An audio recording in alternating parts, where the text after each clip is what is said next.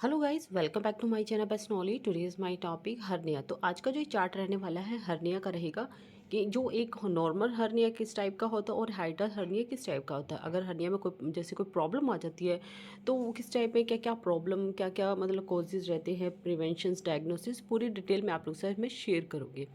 तो सबसे पहले हम देखेंगे नॉर्मल जो हर्निया है वो किस टाइप का होता है।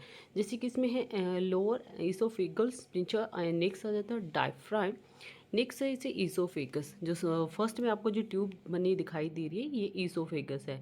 नेक्स्ट है पल्सिस एंड लास्ट में आ जाता है ड्यूडेनम। अब हम देखते हैं हाइड्रल हर्निया। हाइड्रल हर्निया में हाइड्रल हर्निया है और इसके बाद नेक्स्ट आ जाएगा diaphragm, stomach and duodenum paresis, right. और इसके हम अब डिटेल जानेंगे कि जो हर्निया किस वजह से होता है और क्यों होता है, राइट। हर्निया की जो कंडीशन है उसमें मांसपेशी यानी कि जो मसल्स है या फिर टिश्यूज़ कई बार क्या होता है कि कमज़ोर हो जाते हैं यानी कि वीक हो जाते हैं। वीक होने से क्या होगा, फट जाते हैं या उसमें होल हो जाता है। तो उसके अंदर का जो ऑर्गन है वो उभर कर बाहर की ओर आ जाता है। जैसे कई बार आपने देखा होगा जो हर्निया है उसकी जो मांसपेशी जो टिश्यूज़ होते हैं जब वो वीक हो जाते हैं, वीक होने की वजह से क्या होता है वो फट जाते हैं या फिर उसमें होल हो जाता है। उसके अंदर का जो ऑर्गन होता है, ठीक है, वो बाहर की ओर उभरा उभर दिखाई देगा। तो ये जो हर्निया है एक नॉर्मल डिजीज़ है जिससे जो पेशेंट है चलते फिरते उठते बैठते अगर कोई भी काम करता है उस टाइम उसे पेन होता है। और ज़्यादातर ये कहाँ पर दिखाई देता है, ये स्टमक में देखने को मिलता है या ऊपर वाला जो हिस्सा जैसे कि नाभि या कमर के आसपास भी हो सकता है, राइट। तो हर्निया के कितने टाइप्स होते हैं, हर्निया कई प्रकार के होते हैं लेकिन जो मेन होते हैं उनमें से 5 होते हैं।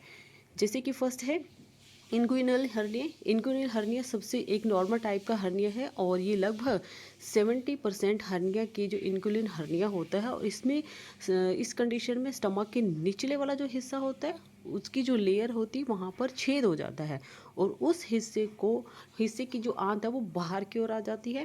सेकेंड आएगा हाइड्रल हर्निया। हाइड्रल हर्निया 50 से अधिक उम्र के लोगों में अधिक देखने को मिलता है और इस डिजीज से गर्ड यानी कि गैस्ट्रो इसोफेगल या रिफ्लेक्स प्रोड्यूस होता है जिसके कारण स्टमक की जितना भी लिक्विड वो रिसाव जो होता है वो क्या होता है फूड जो पाइप होता है उसमें होने लगता है जो आगे स्टमक में एसिड का कारण भी बनता है।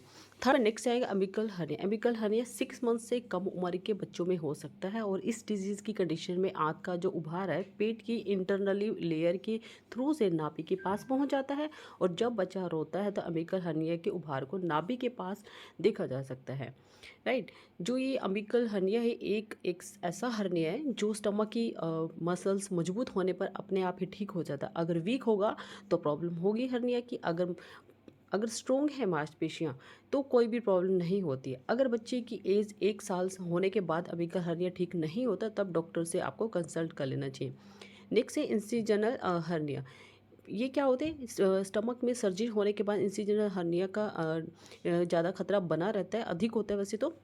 सर्जरी के दौरान यहाँ पर या तो कट या जिसे हम बोलते हैं चीर फाड़ की जाती है वहाँ और उसके आसपास जो एरिया है वो कमज़ोर या मांसपेशियों पर इसका इफेक्ट पड़ता है जिसके कारण इंसिनल हर्निया हो सकता है। नेक्स्ट है स्पोर्ट्स हर्निया। ये कहाँ होता है, ये स्टमक के निचले हिस्से और ग्रॉइन में या स्ट्रेस या किसी भी मुलायम जो टिश्यूज़ है उसके फटने से स्पोर्ट्स हर्निया हो सकता है। इसकी कोजिस क्या रहते हैं, या तो उम्र बढ़ेगी या फिर चोट लगना, यानी जैसे कि एज बढ़ती है तब भी होता है, चोट लगने से हो सकता है, फैट होने की वजह से, स्मोकिंग, अधिक वजन होना या आपको पुरानी लगातार कफ चल रही है उसकी वजह से, या फिर पीसीओडी होने की वजह से, या फिर आपको भारी वजन खाने की वजह से भी हो सकता है। तो इसके सिम्टम क्या रहते हैं, बॉडी में भारीपन महसूस होना, देर तक खड़े रहने पर भी आपको परेशानी होती है, या फिर स्किन के अंदर कुछ फूला हुआ महसूस होना, या फिर किसी भी बॉडी के किसी भी हिस्से में फैट का बाहर निकलना, राइट राइट।